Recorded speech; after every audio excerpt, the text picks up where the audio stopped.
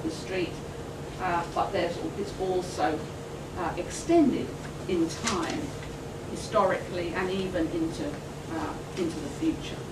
The road carries its past within it. Most of its earlier traces erased, but some still present in the fabric and foundations of buildings, in milestones, graveyards, and not least of all in the memories of local people, some of whom are recorded in oral, visual and local histories and records. Clive Binfield, a historian of evangelicalism, writing about the early days of Newton Park Church, that's the black and white photo, the church down there in the bottom right-hand corner. So writing about this church on Chapeltown Road, based his research on information from church minute books, a young girl's diary and a novel about the area.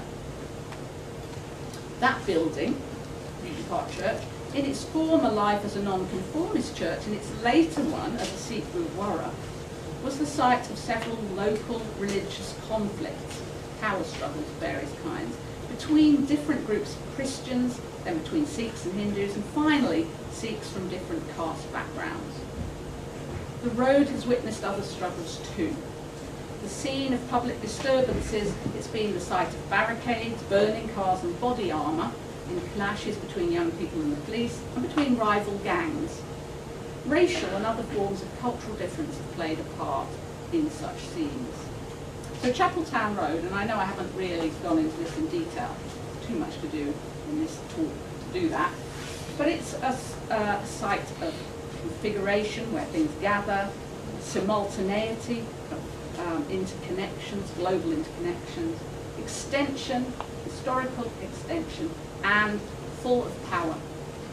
As we focus on each of these in turn, we witness it as a place where history intersects with contemporary connections and movements. Religious as well as other cultural and political regimes are historically embedded within it, as well as evident within its current face. And translocal and global relationships and processes link this road and its people with others elsewhere in Britain, in South Asia, the Caribbean, Africa, continental Europe and North America.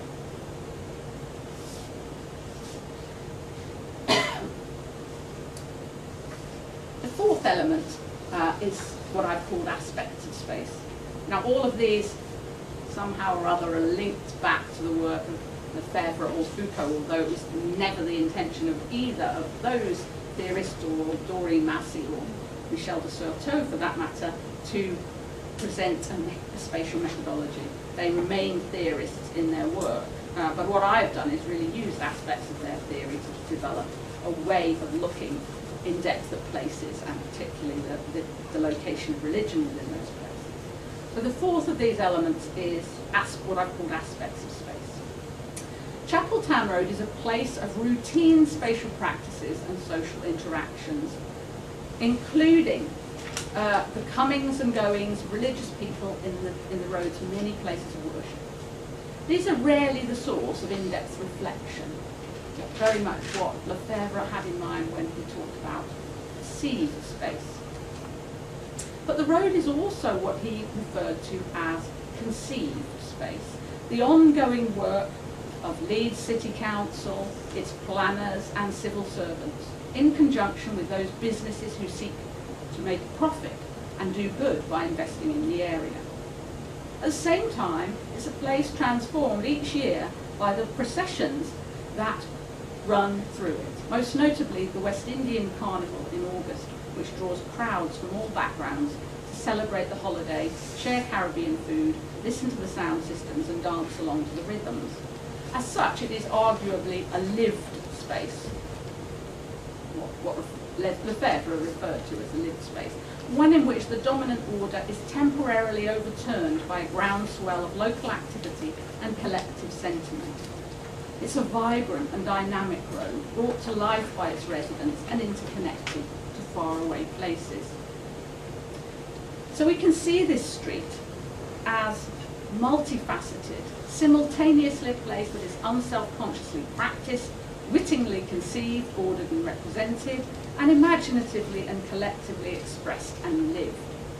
These aspects are hard to measure and very hard to distinguish, and they may be a matter of some conjecture and debate. The wearing of religious dress by local people, for example, may be seen as a routine and unremarkable habit, a sign of oppression, or an act of defiant self-identity. They may be viewed differently by the insider and outsider, a further illustration of the dynamism of this place. By analysing Chapeltown Road and its people using a spatial approach, we've opened up multiple possibilities and seen how dynamic a place it is. It's in constant flux, endlessly produced and reproduced, presented and represented. And I'm sure you can all think of similar streets. So this is one that I'm very familiar with, but it's no doubt similar in many ways to others that you can think. Right, let me move on now. Now, originally I was going to I had 3 registers. I was going to treat them in separate parts of the talk. And then I just realised I'd probably end up repeating myself. So these final 2 registers I'm going to speak about them together. Or I'll do a little bit of one first, and then they will be interwoven. So despite my intentions to treat them separately, I found it expedient and time-saving to combine the 2. The main thrust of the discussion, though, that follows about engaged social research and policy will be to move from local to regional and national, showing the historical development of strategic research relationships and policy interventions at different scales. So that's the kind of movement I'm going to be making, still moving from small scale out to larger issues, but actually also represents a historical journey in the work of the Community Religions Project that I mentioned to you before. There's no necessary relationship between using a spatial approach and thinking about engaged research. So people can develop an agenda for engaged research by using all sorts of other methods, one kind or another. Ethnographic research, probably content and discourse analysis. There are lots of other ways of getting at an agenda for engaged research on diversity and encounter. So I'm not making any special claims for a spatial approach, except that it has the advantage in that it was designed to focus on and interrogate small spaces and to uncover their wider relations and connections. And by bringing these relations and connections to the fore, we're helped as researchers to see the potential for engaging with other contexts and with issues at other scales, citywide, regional, national, global, and I'll be showing you some of this as I go along. The approach, a spatial approach, looking at the small scale places, can be replicated on other places and comparisons can be made. The results can be scaled up, or they can be used to generate hypotheses for researching in other contexts. And I hope I'll be able to give you some examples of those as I go along.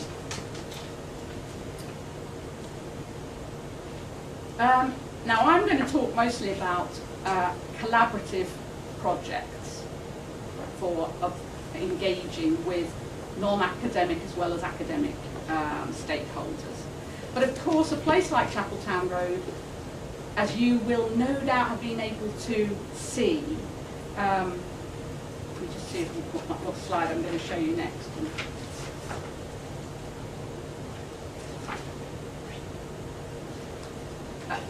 I won't show it you yet, but as you will have seen from looking at those images of Chapeltown Road, you can imagine that copious individual research projects could be imagined for such a street. Whether it is projects about about places of worship, about religious organisations, about religious dress, media, coverage of religious issues. There are all sorts of projects, ideal for master's projects, for undergraduate dissertations, for doctoral studies and so on. And the Community Religions Project has seen many such projects being carried out. What I'm going to be talking about is larger scale collaborative research projects, often not very long or very well funded, but collaborative in nature. So it's that kind of agenda I'm thinking of here.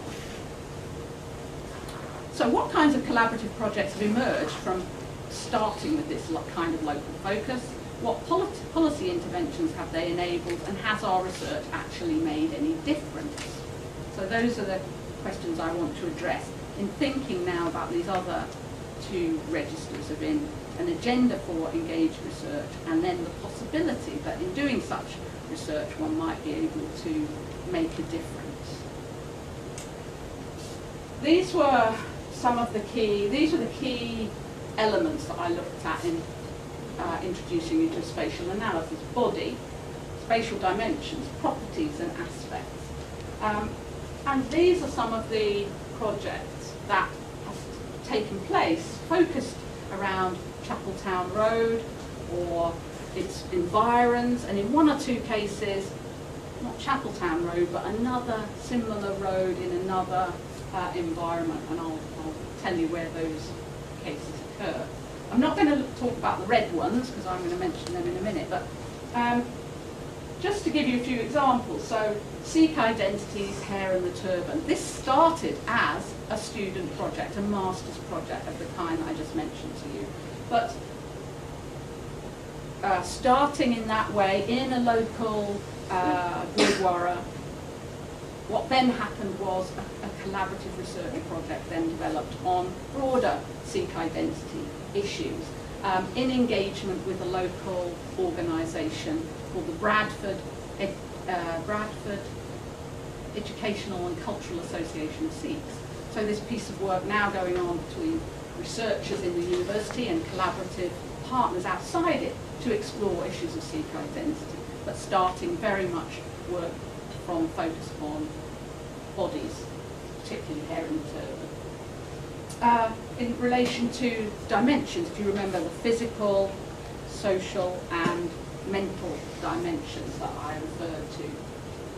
There's a researcher in Chapeltown, a sociologist called Max Farah, who over many years has worked collaboratively with local organisations, particularly radical political organisations, race and community-based organisations of one kind or another, to think about Chapeltown as a place. And he's written a book about the carnival, very much from a Durkheimian perspective, but focusing on the social dimension of Chapeltown, not so much its physical characteristics, but on the social life. And I think not only does it reflect this notion of the social space that Chapeltown is, but also this lived aspect that I talked about, the way in which local people want to create a place in which they can dwell that maybe challenges or resists some of the ways the city is seen by its council, its government, its governors, its planners and so on. Every Object Tells a Story isn't about Leeds at all, but it's about a small part of a Yorkshire town called Rotherham, a little area called Furham, and it was a project within the Diaspora's Migration and Identities programme that I ran, and it's very much on the idea that, as it says there, every object tells a story, the idea that in very small spaces, in this case objects, narratives dwell, so narratives of migration and diaspora dwell. So very much the idea that within physical spaces, we can open out those spaces to hear and engage with various mental representations, if you like, those of migrants themselves. In terms of the properties, I'll come on to mentioning the mapping project in a minute, but here's this Newton Park Church again. Over the years in Chapeltown, it's not so much that it's been a single collaborative research project to look at institutional recycling, but project after project after project has identified the way in which different buildings within the street have had multiple uses, and their usage might have been begun as a place of worship. It might have had several other generations as a place of worship for different groups, but may then develop to secular usage. So many of the buildings in Chapeltown have got these kind of histories inhering within them. It's